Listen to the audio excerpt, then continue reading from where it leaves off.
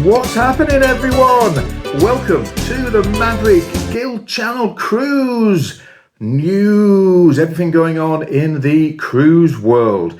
And we're going to talk today about anti-tourism and cruise ship bans. What is happening as we get ready to set sail on the Regal Princess next week? So if you are an existing subscriber, then welcome back to the channel.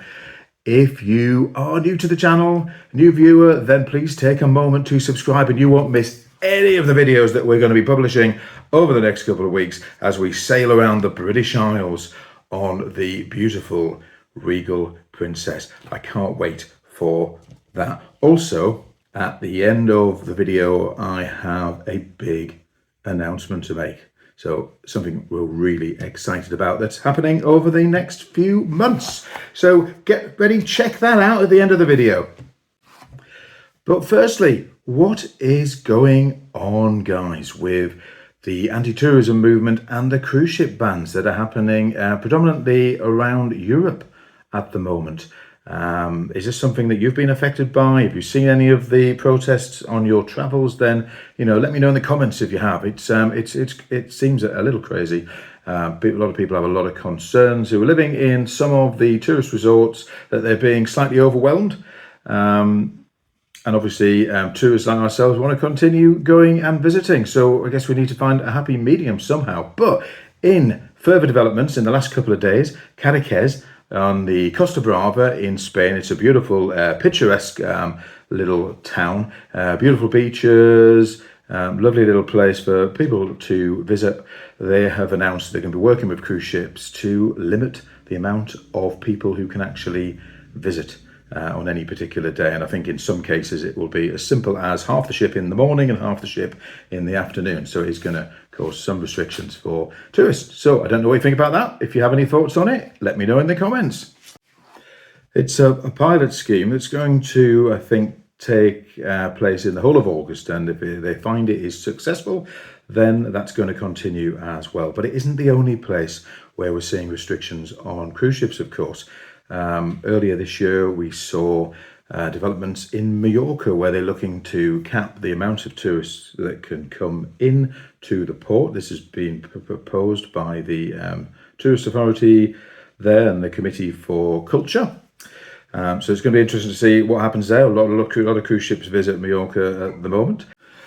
And there are some in the Balearic government that actually want to see cruise ships banned, so we won't be able to stop at Palma at all. And as we know, there's been a lot of protests around Mallorca. There's been graffiti, there has been marches through the town, and this has been happening in other areas of Europe too, of course. We've already had the ban in Venice, and in the last day or so in Portimao in Portugal, they announced they're going to introduce new tourist taxes to charge us all some more money. So yeah, they're very excited. It's going to raise a lot of money for the city, but it's going to cost us a little bit more. Where do you sit on this? What are your thoughts on tourist tax? Do you mind paying them? Where does the money go? I don't know. There's a thought. And in the really popular cruise destination, Santorini, famous for the donkeys up the mountain, the little walk across the top when you get up there, and the beautiful scenery, beautiful seas. I do love it around the Greek islands. One of my favourite cruises down that way, and Santorini is certainly beautiful. But it does seem to be paying a price for the amount of tourists that are visiting.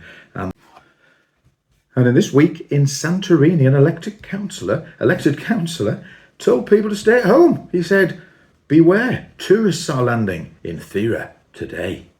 17,000 of them, in fact, in one day. And he asked people to stay at home to try and keep the streets less crowded. So I guess, this is not something that is sustainable, is it, if you're asking local residents to stay at home. I have mixed feelings on all of this, but really interested in hearing your comments. I live in a tourist resort in the UK. One of the reasons I moved here is because I like living in a tourist resort, but it can get really busy in the summer. So I do have some sympathies here. I do have some sympathies on the idea of a tourist tax, but I guess there has to be a happy balance. And at the moment, it does seem like we've got a big anti-tourism movement in Europe. So I don't know where this is all going to end. Hey, watch this space. And probably, I guess one of the biggest examples of the restrictions happening on cruise ships in Europe was in Barcelona, where there's been a lot of changes in the last 18 months. This has been one of our favourite cruise ports. We used to be able to get off the cruise ship in Las Ramblas, literally off the cruise ship at the port, walk past the World Trade Center and down into Las Ramblas, into the city in kind of five or six minutes. Now that's stopped. They've moved most of the ships now away to the furthest kind of piers away from the port at the Moldadasat pier, where from 2026, actually, I think all cruise operations will be from this pier. And it's about 10 minutes on the port shuttle or in a taxi from there, or if you walk it, it's about 35 minutes. So it's a little bit more inconvenient. It's not quite as cool as just walking straight off. We once stayed overnight in Barcelona, actually for 2 nights, because the ship had a few issues, which we absolutely loved, but we were right by the World Trade Center and able to walk in from there. And of course, that's that's all changing. But as part of this, they are introducing some environmentally friendly measures as well, working with Barcelona. So that should be a good thing. But Barcelona's also had a lot of anti-tourism protests recently. There was some quite aggressive ones over the last few weeks. And if you were in Barcelona then please let me know if that affected you anyway. I'd love to hear from you in the comments. They've also been increasing tourist taxes as well, so I don't know where we go from here. Everything is going a bit mad. What a change from COVID when no ships were moving. Now we've got ships increasing exponentially. We've got ships at full capacity. Cruising is super popular again. A lot more families going cruising and a lot of young people as well. So that's a great thing that it is increasing. I love cruising. It's been 2011 when we had our first cruise, and we're still going now, and I love it even more than I ever had. So let me know in the comments, guys, what you think about all of that.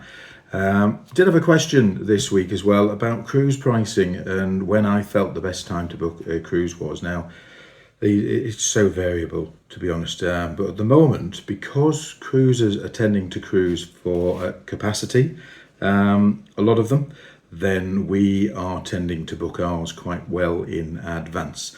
And in doing so, you do get a good bit of onboard credit normally and some extras like free parking, transport to the cruise terminal and stuff like that. So that's what we tend to do at the moment.